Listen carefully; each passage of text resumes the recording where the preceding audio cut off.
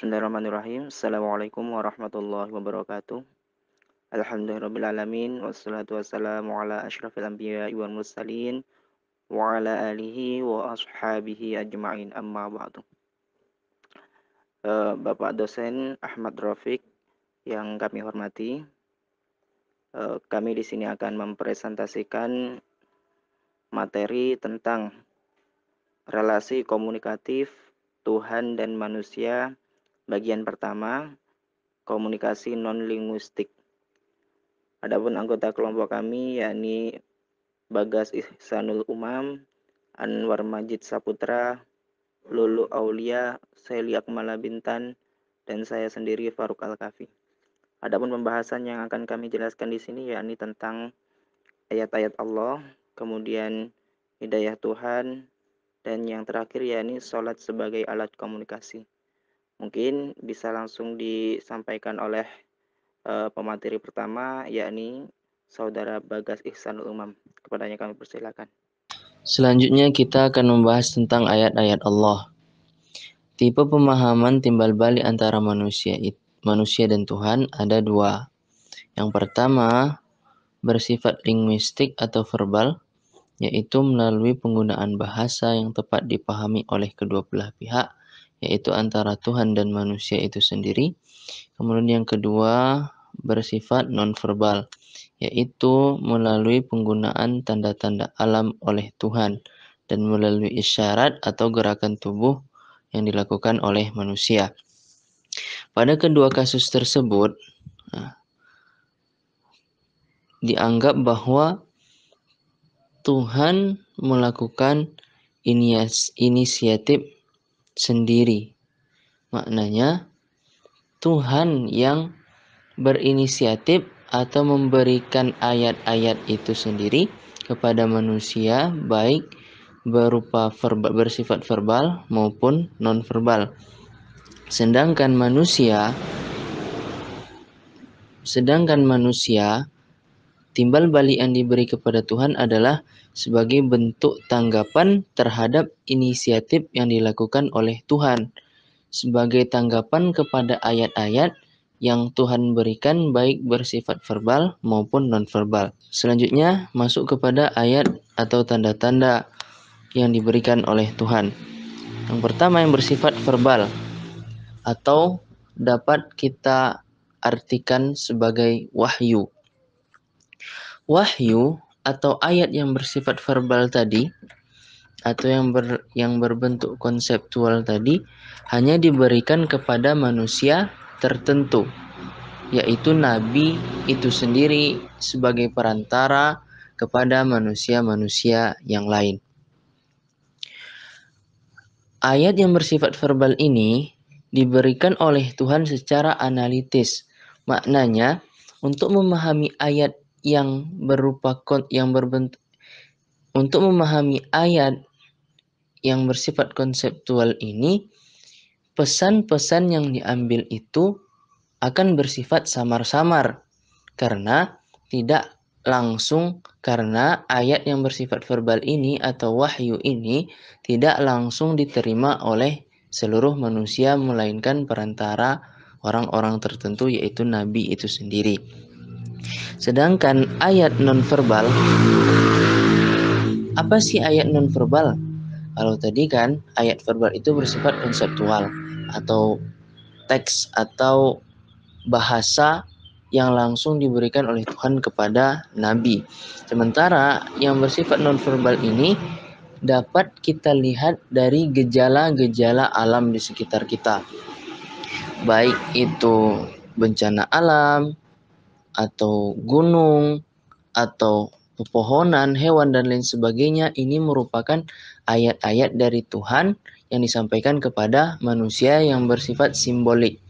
Sama halnya kita ketika di perjalanan misalkan menemukan rambu-rambu lalu lintas. Nah, maka fungsi dari rambu-rambu lalu lintas itu bukan untuk membuat kita terpaku dan hanya melihat simbol-simbol itu saja, melainkan makna yang ada di balik simbol itu, yaitu kita diisyaratkan dari simbol rambu-rambu lalu lintas ini untuk mematuhi pesan yang ada di dalam simbol itu agar lalu lintas yang kita lalui lebih teratur. Nah, begitu halnya dengan kehidupan. Dalam dunia ini terdapat, kalau yang bersifat verbal tadi kan ayat-ayat nih, bersifat simbolnya berupa ayat berbentuk konsep gitu kan, bahasa dan lain sebagainya. Nah, yang nonverbal ini simbol itu ada di sekitar kita. Nah, gunung, gejala alam dan lain sebagainya. Maka itu merupakan ayat-ayat yang langsung diberikan kepada seluruh manusia. Sehingga pesannya dapat dirasakan langsung. Dan pesan yang ada di balik ayat-ayat itu tidak mesti samar-samar gitu. Berbeda dengan ayat yang bersifat verbal tadi. Kemudian bagaimana sih seharusnya respon manusia terhadap ayat-ayat Tuhan? Yang pertama ada yang disebut dengan tasdik atau menerima ayat sebagai kebenaran. Ini merupakan langkah awal menuju keimanan. Kemudian yang kedua ada yang namanya takzib atau menolak ayat tersebut, yaitu menganggapnya sebagai kepalsuan yang tidak memiliki realitas sama sekali. Begitu teman-teman. Penjelasan tabel struktur konseptual umum dari medan semantik ayat. Akar atau permulaan dari segala sesuatu adalah perbuatan ilahi yang menurunkan tanda-tanda, atau di tabel disebut dengan tanzil, yang berada pada bagian paling kiri. Namun, adanya tanda-tanda yang telah diturunkan oleh Tuhan ini tidak akan bermakna jika manusia tidak mau berpikir dan berusaha mendalami sekaligus memahami maknanya, sebagaimana sudah disebutkan dalam Al-Quran surat Al-Imran ayat 118. Kemudian, sumber pemahaman manusia ini berasal dari pemahaman psikologis yang disebut lub atau hati, tertera pada kolom bagian ketiga. Disebutkan dalam Al-Quran surat At-Taubah ayat 87 bahwa tidak akan bisa mengetahui atau memahami suatu makna jika hati sudah mati atau tertutup. Beberapa ayat melambangkan kebaikan Tuhan, sementara yang lainnya melambangkan kemurkaan Tuhan. Jadi semua berawal dari perbuatan ilahi dan berakhir pada bagaimana manusia mau percaya ataupun tidak. Konsep ayat dan medannya memberi kesempatan baik dengan adanya contoh konkret yang bisa menunjukkan jenis medan semantik. Medan semantik itu prosedur pemahaman semantik yang mengandaikan kata ayat berkorelasi dengan kata kunci lain dan sehingga membentuk kesatuan pengertian baru. Bukan baru, atau bisa disebut lebih tepat. Membentuk kesatuan pengertian yang lebih tepat sesuai dengan kebutuhan. Bismillahirrahmanirrahim. Baiklah, di sini saya akan melanjutkan presentasi dari kelompok kami. Saya di sini akan mempresentasikan tentang hidayah Tuhan. Jadi setelah sebelumnya dijelaskan tentang medan semantik dan fokus yang berfokus pada kata ayah atau ayat Tuhan, kemudian kita lanjutkan pada materi hidayah Tuhan. Jadi ketika Allah memberikan atau menurunkan ayat, manusia itu merespon ayat tersebut dengan dua cara. Yang pertama yaitu tasdik atau membenarkan, dalam artian mempercayai apa yang diturunkan Tuhan tersebut, mempercayai ayat-ayat yang diturunkan Tuhan, kemudian mengimaninya. Adapun respon yang kedua yakni merespon dengan takdzib atau kebohongan, sehingga dengan respon tersebut akan menimbulkan ketidakpercayaan terhadap ayat-ayat Tuhan. Ini adalah konsep ayat yang dijelaskan pada bab sebelumnya. Respon tersebut menimbulkan kekufuran terhadap ayat-ayat Tuhan. Setelah ada konsep tersebut, kemudian kita masukkan pada konsep huda atau bimbingan. Dalam hal ini hidayah Tuhan. Jadi Allah memberikan bimbingan atau huda kepada manusia, akan tetapi manusia boleh memilih, dalam artian bisa memilih untuk membenarkan atau mengikuti bimbingan atau hidayah Tuhan tersebut, dan boleh atau bisa merespon dengan takdzib atau menolak hidayah Tuhan tersebut. Sehingga ketika orang tersebut mengikuti hidayah Tuhan atau bimbingan dari Tuhan tersebut, maka akan mendapatkan balasan berupa surga atau jannah. Sedangkan orang yang menolak hidayah Tuhan tersebut, menolak bimbingan dari Tuhan dengan segala bentuk ayat-ayat Allah, maka orang tersebut akan mendapatkan balasan jahanam. Jadi pada intinya hidayah Tuhan tersebut itu boleh direspon oleh manusia dengan dua macam cara. Ada yang merespon dengan tasdik, membenarkan, dan ada yang merespon dengan takzib atau dengan kedustaan. Mungkin ini yang bisa kami sampaikan, akan dilanjutkan oleh pemateri selanjutnya. Terima kasih. Baik, selanjutnya ada dua pemahaman dalam memahami hidayah Tuhan. Yang pertama, Tuhan memberikan hidayah kepada manusia, kemudian manusia disuruh memilih mengikuti arahan Tuhan atau ingkar terhadapnya. Yang kedua adalah Tuhan memberikan bimbingan huda, dan Tuhan pula yang menyesatkan manusia. Baik, selanjutnya adalah pemahaman pertama. Pemahaman pertama ini sudah disampaikan oleh pemateri sebelumnya, yaitu manusia ini dapat memilih antara mengikuti bimbingannya atau tersesat. Kemudian selanjutnya adalah pemahaman kedua, ini berbeda dengan pemahaman pertama, di mana manusia itu sudah ditentukan oleh Tuhan, yaitu ada yang dibimbing dan ada yang Tuhan sesatkan gitu. Dan ini tidak dapat dipungkirkan lagi, artinya sudah ditentukan sejak lama gitu. Artinya secara tidak langsung ini sudah ditentukan oleh Tuhan, sudah menjadi kodonya dari Tuhan gitu. Dan tindakan Tuhan ini menuntun kepada kesesatan tidak dapat ditolak oleh siapapun gitu.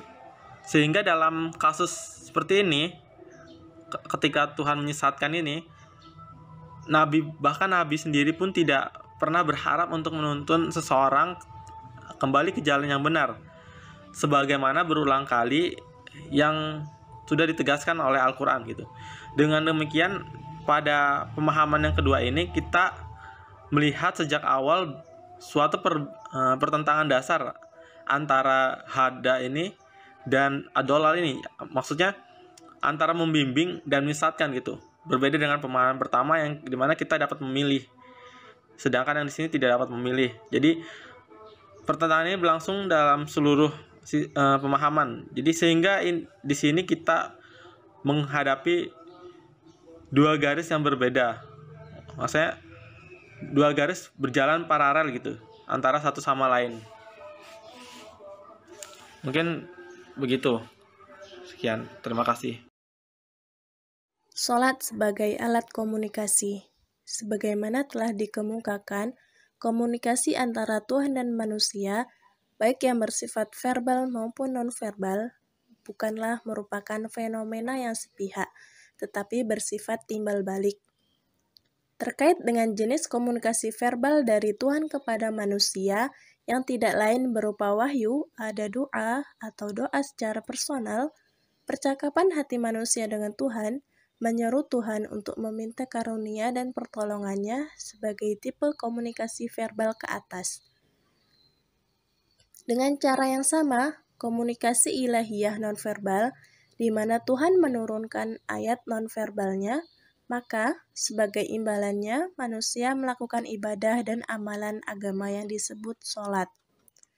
Sesungguhnya sholat atau ibadah sangat penting dilihat dari berbagai sudut pandang, tetapi dari sudut pandang tertentu dalam studi ini, ia merupakan salah satu di antara berbagai komunikasi non-linguistik dalam arah yang naik, yakni dari manusia kepada Tuhan sebagai ekspresi formal kekaguman manusia yang mendalam terhadap adanya yang maha kuasa.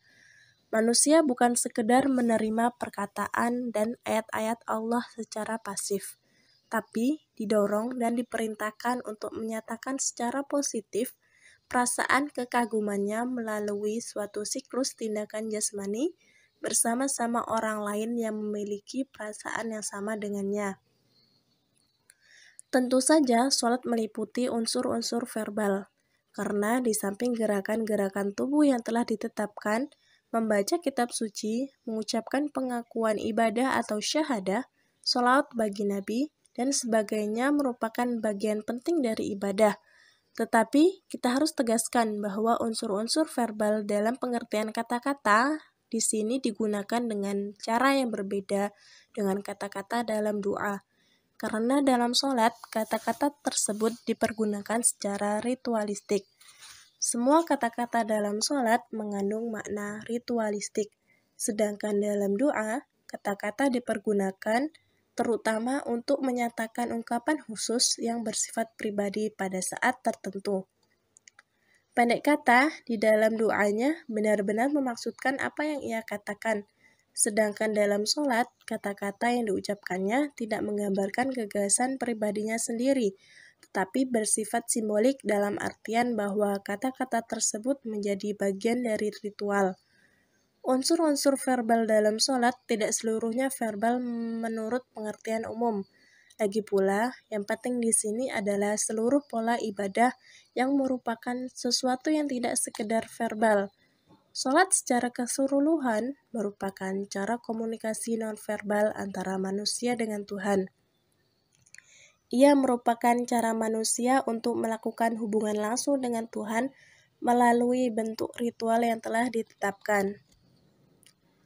Bagaimanapun juga, sholat sebagai ibadah ritual segera menjadi salah satu institusi penting dalam Islam dan memperoleh tempat yang sangat penting di antara kewajiban-kewajiban agama sebagai ciri khas bagi umat Islam yang baru lahir. Di sini kita tidak perlu membicarakan institusi ini secara detail. Cukuplah dicatat bahwa sujud yang merupakan puncak ibadah tipe ini di mana orang yang beriman bersujud dengan kening menyentuh tanah di hadapan objek yang ia sembah. Di antara orang-orang Arab pra-Islam dikenal sebagai bentuk ungkapan kekaguman yang paling dalam yang meningkat ke tingkat pemujaan.